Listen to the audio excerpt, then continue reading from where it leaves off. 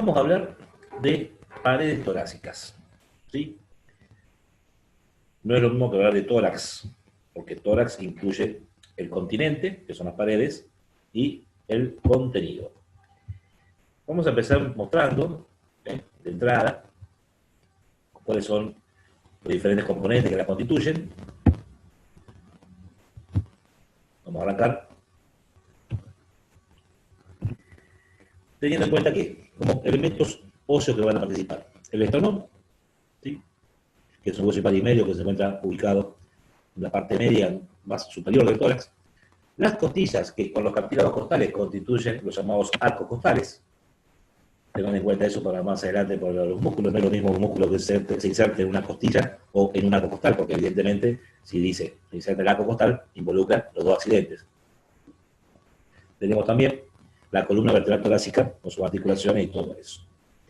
Dentro de esto vamos a estudiar las articulaciones que constituyen las costos vertebrales, de costillas y vértebras, las costos condrales, que son aquellas que unen los cartílagos y las costillas, intercondrales, para las llamadas costillas falsas, y las condroesternales, para aquellas verdaderas que llegan a articularse con el esternón. Y los músculos que van a constituir estas paredes van a ser del grupo anterolateral, del grupo posterior, y el músculo diafragma, que es uno de los principales por ser el músculo inspirador por excelencia. En una vista anterior, el tórax aparece con unas paredes óseas que le dan la forma de un cono aplanado en sentido antero-posterior, de base inferior y vértice superior truncado. El vértice, que sería el orificio superior del tórax u opérculo torácico, lo va a formar hacia atrás el cuerpo de la primera vértebra torácica. A cada lado, las dos, o sea, la primera costilla, tanto derecha como izquierda, como el cartílago costal correspondiente, y el manubrio esternal. Sobre todo, el borde superior, que es la horquilla esternal. Algunos autores incluyen además, aunque acá no esté dibujado, a las clavículas. La base, que es inferior, representada por el cuerpo de la duodécima vértebra torácica, la última costilla, y lo que se denomina el ángulo cifoideo, que está representado por los cartílagos costales de las costillas séptima, octava, novena, décima costillas, que son justamente los cartílagos costales de estas, arcos costales, perdón, más el apéndice cifoide, que es la apófisis que se encuentra en la parte inferior del tórax. Vamos a estudiar a las articulaciones costovertebrales, que se van a dividir, ahora la vamos a desarrollar un poco mejor, en articulaciones costovertebrales propiamente dichas, que están formadas por artrodias más un ligamento interóseo, y las articulaciones costotransversas, que están dentro del género de las trocoides. Las costocondrales son sin artrosis, y puse sin condrosis porque no se mueven, por eso sin artrosis, y sin condrosis porque unión por cartílago. Las intercondrales, las de las costillas falsas, que son la octava, novena y décima, son artrodias, y las condroesternales, que son artrodias más un ligamento interóseo. Estas condroesternales van a ser para las 7 primeras costillas, que son las verdaderas. Queda, por lo tanto, que la undécima y duodécima, al tener un cartílago libre, tienen el nombre de costillas flotantes. En esta imagen, una vista superior, esquemática por supuesto, vemos entonces dónde está ubicada la articulación costovertebral propiamente dicha, que une la cabeza de la costilla con el cuerpo de la vértebra, de las vértebras. Esta va a ser formada por artrodias más ligamento interóseo, con unas excepciones que ya les comento. Por otro lado, después del cuello de la costilla, viene el cuerpo y tiene hacia atrás lo que se llama la tuberosidad costal, la cual es una superficie articular convexa en segmento de cilindro, ya que la cara anterior de la apófisis transversa presenta una cadilla articular costal transversa, que es de un segmento de cilindro cóncavo. De ahí que la articulación costotransversa es una trocoide. Vemos que después el cuerpo de presentar el ángulo posterior, la costilla sigue hacia adelante, tiene un ángulo anterior que no se marca prácticamente, y vemos la articulación costocondral, que dijimos que era sin artrosis o sin condrosis según el criterio anatómico o histológico. Y el cartílago costal se va a unir al esternón por articulaciones costocondrales, que son artrodias con ligamentos interóseos.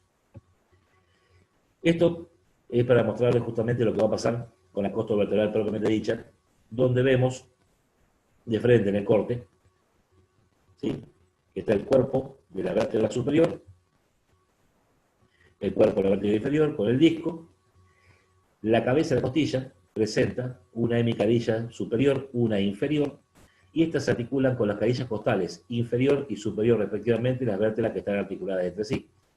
Y el ligamento interóseo va de la cresta, que separa las cadillas de la cabeza de la costilla, al borde lateral del disco intervertebral, todo cubierto por una cápsula y ligamentos. Aclaración.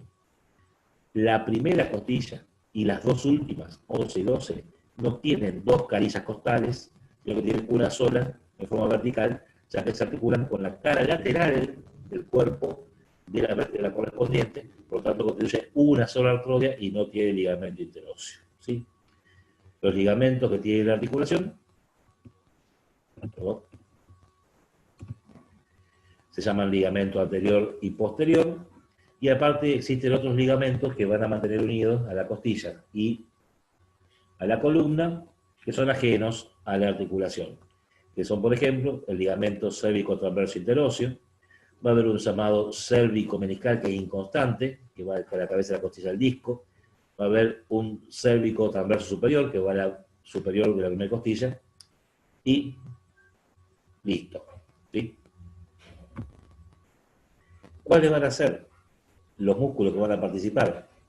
Bueno, acá, dentro del grupo anterolateral, el plano profundo lo forma el músculo triangular del esternón, que no sirve para nada. Está en la cara posterior del manubrio y el cuerpo del esternón, y va a la cara posterior de los cartílagos costales primero, segundo, tercero y cuarto. No interesa porque no hace nada. En el plano medio, en una próxima clase, vamos a describir los músculos intercostales, interno, medio y externo. Están acá puestos en negrita porque van a participar de los movimientos respiratorios. Y en el plano superficial, como músculos que también se van a encontrar como parte del hombro, el subclavio, el pectoral menor, el pectoral mayor y el serrato mayor.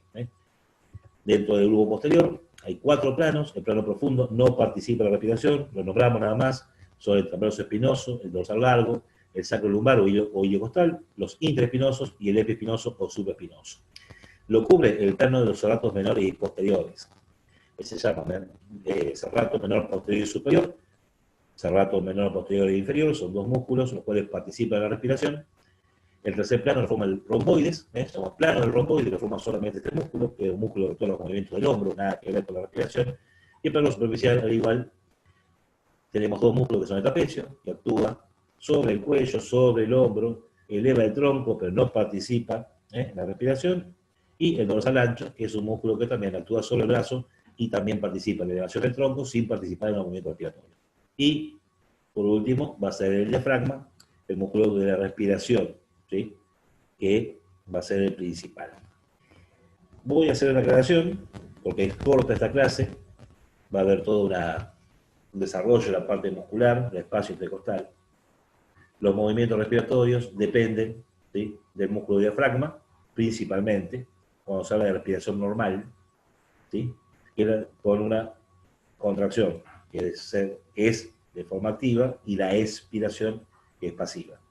Lo que son los intercostales, músculos que nombramos como los del plano del grupo anterolateral del tórax, del grupo posterior, sin ser del tórax, músculos de cuello, donde vamos a describir escalenos, esternocleidomastoideo, y músculos del abdomen, que son el recto mayor o anterior del abdomen, los anchos, como el transverso, oblicuo menor, oblicuo mayor, y también el cuadrado lumbar de la región posterior, son músculos que participan en la respiración, pero en forma activa, o sea, en la respiración forzada, que dependiendo de si producen un ascenso de las costillas, hablamos de un músculo que es inspirador, y si hablamos de descenso de las costillas, hablamos de un músculo expirador.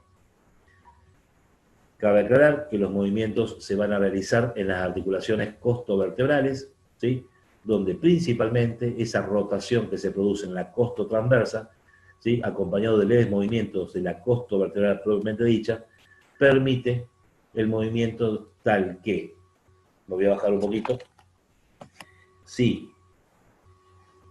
mi miembro superior fuera el costal correspondiente, se produce un movimiento de mango de balde, como dicen los textos, ¿sí?, la rotación hacia arriba y hacia abajo que se produce en las costotransversas, ¿sí? Esto hace que al separar las costillas, aumenta el diámetro transversal del tórax. la extremidad anterior se eleva y se va hacia adelante, ¿eso qué hace? Lleva el esternón hacia adelante, aumentando el diámetro antero-posterior. Y eso, junto con el diafragma que vamos a ver, que va a participar en el aumento del diámetro vertical, hace que el diafragma, en la inspiración, aumente los 3 diámetros. El vertical primero, transversal y antero-posterior después. Eso trae como consecuencia que la pleura, que ya habíamos visto en el video anterior, la pleura parietal, diafragmática y costal, aumenta la presión negativa. Eso arrastra, justamente por ese vacío, esa presión negativa, a la pleura visceral y eso expande al pulmón. Y eso es un movimiento inspiratorio.